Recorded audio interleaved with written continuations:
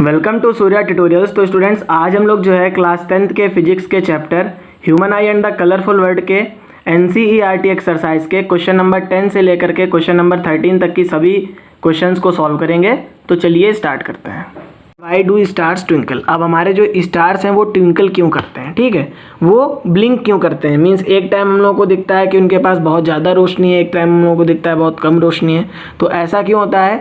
ऐसा भी हमारा जो है एटमॉस्फेरिक रिफ्रैक्शन की वजह से होता है। तो होता क्या है स्टूडेंट्स कि जब हमारे स्टार्स जो हैं ये जो है इनकी लाइट जो है हमारे अर्थ के एटमॉस्फेयर में इंटर करती है, तो मल्टीपल रिफ्रैक्शन को शो करके अगर ये जो है ऑब्जर्वर की आई में स्ट्रेट पड़ती है तो क्या होता है, उसको जो है ये लाइट जो है दिखती है, विजिबल होती है, और ये लाइट जो है ब्राइटर कंडीशन में दिखती है, ठीक है।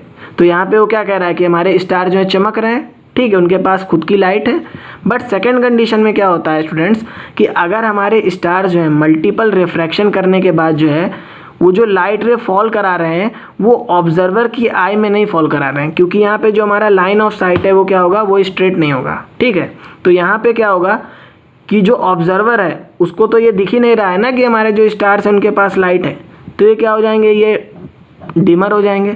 तो एक कंडीशन में क्या हो रहा है, एक कंडीशन में हमारा स्टार जो है ब्राइटर दिखाई दे रहा है और दूसरे कंडीशन में क्या हो रहा है, हमारा स्टार डिमर दिखाई दे रहा है। तो ये क्या हो रहा है, यहाँ पे एक ब्लिंकिंग तरीके की प्रोसेस नहीं हो रही है। तो इस ब्लिंकिंग ऑफ लाइट को हम लोग क्या बोलते हैं, ट्विंकलिंग ऑफ स्टार्स बोलते हैं।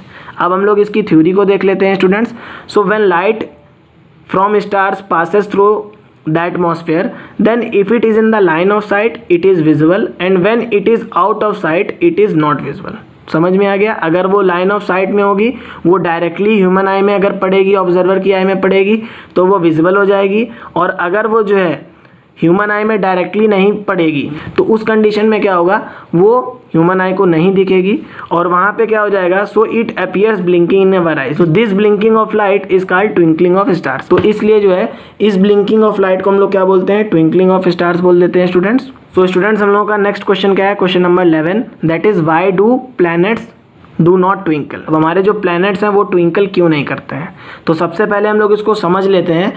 सबसे पहला पॉइंट क्या होगा स्टूडेंट्स कि हमारे जो प्लैनेट्स होते हैं ये क्या होते हैं, ये बहुत ही पास होते हैं, ठीक है। इनका जो डिस्टेंस होता है बहुत ज़्यादा दूर नहीं होता है, ये अर्थ से बहुत ज़्यादा दूर नहीं होते हैं। दूसरी बात क्या होती है कि जो इनका साइज़ है, इनका साइज़ बहुत ज़्यादा बड़ा होता है। अगर हम लोग बात करें स्टार के कंपैरिजन में तो स्टार्स हमारे क्या होते हैं, वो पॉइंट साइज होते हैं, बट हमारे जो प्लैनेट्स होते हैं उनके पास क्या होते हैं, उनके पास बहुत सारे नंबर ऑफ पॉइंट सोर्सेज होते हैं, जिसकी वजह से क्या होता है स्टूडेंट्स कि इनके हर एक पॉइंट में क्या होगा, इनके हर एक पॉइंट में एटमॉस्फेरिक रिफ्रैक्शन शो होगा।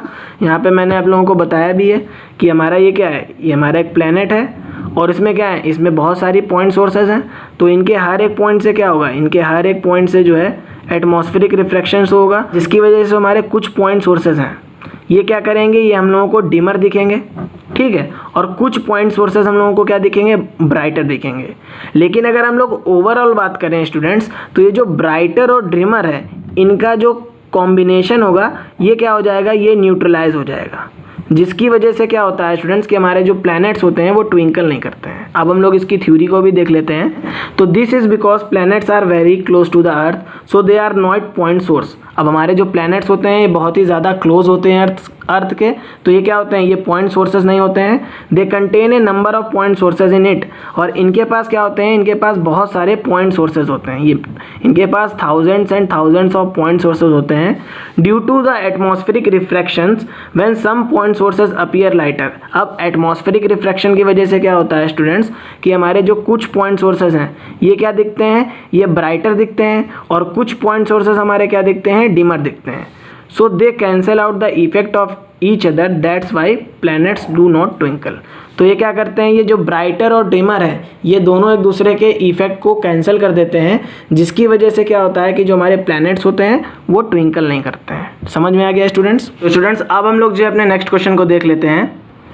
That is why the sun appear reddish in the morning, कि जो हमारा सन होता है वो मॉर्निंग में हम लोगों को जो है रेड कलर का क्यों दिखाई देता है। ठीक है, तो यहाँ से स्टूडेंट्स हम लोग जो है सबसे पहले समझ लेते हैं कि ऐसा क्यों होता है और उसके बाद हम लोग इसकी थ्योरी देखते हैं। तो होता क्या है स्टूडेंट्स कि जब हमारा सन राइज हो रहा होता है या हमारा सन सेट हो रहा होता है तो उस कंडीशन में क्या होता है कि सन जो होता है अर्थ से मैक्सिमम डिस्टेंस पे होता है। यहाँ पे क्या होती है, मैक्सिमम डिस्टेंस होती है, जिसकी वजह से होता क्या है कि जब हमारा सन जो है लाइट को एमिट करता है तो जैसे ही ये अर्थ के एटमॉस्फेयर में आती है तो डिस्टेंस ज़्यादा होने की वजह से क्या होता है कि हमारी जो वॉयलेट, इंडिगो और ब्लू लाइट है ये क्या कर जाती है, ये स्कैटर कर जाती है चारों तरफ। बट जो हमारे रेड कलर होता है ये क्या होता है, इसकी वेवलेंथ बहुत ज़्यादा होती है और ये क्या करता है, सबसे कम स्कैटर करता है, जिसकी वजह से क्या होता है कि अगर हम लोग बात करें सनराइज़ की और सनसेट की तो उस कंडीशन में क्या होता है कि जो हमारा सन होता है वो हमको रेडिश दिखाई देता है। ठीक है students, this is due to the phenomena of scattering of light. As the sun rises the light rays emitted by the sun has to travel long distance. So due to the dust particles, violet, indigo and blue colors scatters the most and the red colors reaches to our eye only. That's why the sun appear reddish in the morning. Friends, हम लोगों का next question क्या है, Why does the sky appears dark instead of blue to an astronaut? कि हमारा जो sky है वो एस्ट्रोनॉट को डार्क क्यों अपीयर होता है लेकिन हम लोगों को कैसा दिखाई देता है, ब्लू दिखाई देता है। तो सबसे पहले स्टूडेंट्स हम लोग जो है इसकी लैंग्वेज पढ़ लेते हैं और उसके बाद फिर हम लोग इसको डायग्राम के थ्रू समझेंगे। तो this is because at such huge height of the astronaut there is nothing to scatter to light, so therefore sky appears dark to the astronaut. अब होता क्या है स्टूडेंट्स बेसिकली कि हमारे जो एस्ट्रोनॉट्स होते हैं वो कहाँ पे होते हैं, वो स्पेस में होते हैं। ठीक है, और स्पेस में होने की वजह से क्या होता है कि वहाँ पे कोई भी डस्ट पार्टिकल्स तो प्रेजेंट नहीं है, वहाँ पे कोई एटमॉस्फेयर तो है नहीं, जिसकी वजह से क्या होता है कि लाइट जो है स्टूडेंट्स वो स्कैटर नहीं करती है। और जब हमारी लाइट स्कैटर नहीं करती है तो उस कंडीशन में क्या होता है स्टूडेंट्स बेसिकली कि जो एस्ट्रोनॉट्स होते हैं उनको जो है स्काई क्या दिखाई देता है, डार्क कलर का दिखाई देता है instead of blue colour. Students हम लोगों ने जो है एनसीईआरटी के सारे क्वेश्चंस को डिस्कस कर लिया। अगर आप लोगों को मेरा ये वीडियो अच्छा लगा हो तो प्लीज़ चैनल को सब्सक्राइब करें, वीडियो को शेयर करें और कमेंट करें। थैंक्स।